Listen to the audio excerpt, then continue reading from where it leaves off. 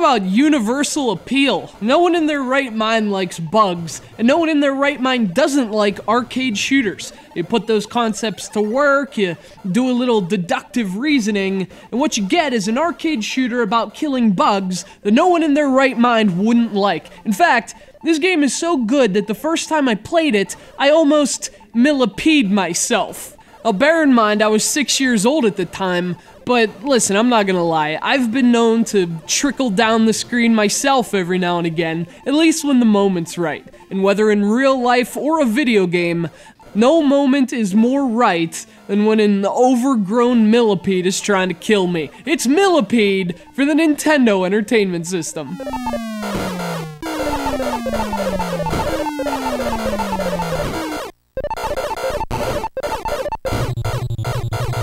Originally released to arcades in 1982, Millipede is Atari's sequel to the 1980 arcade classic Centipede. And like its predecessor, Millipede is about disgusting insects that are trying to destroy your ship. It's not propaganda when it's true. It's also not Centipede, but the resemblance is uncanny. In fact, functionally speaking, they're basically the same game. You're again controlling a floating ship thing at the bottom of the screen. And like its arcade ancestors, you're shooting upward at enemies that are coming down toward you. In this case, the aforementioned Scourge of the Earth. Insects. Ugh, this is disgusting. Only this time, your primary target is a Millipede instead of a Centipede. The game also makes some cosmetic changes and throws in a few new bugs, but for the most part, it's fumigation as usual. And that's a good thing because Centipede and Millipede are both awesome, and a few quirks aside, this NES port holds up surprisingly well.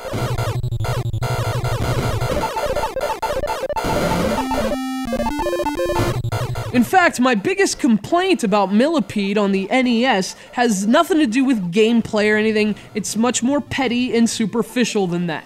You see, for some reason, the team over at HAL Laboratory, you know them from the Kirby games, the Smash Brothers series, and now this NES port of Millipede, well, they shrunk down the gameplay window and they cropped it into this off-centered little box.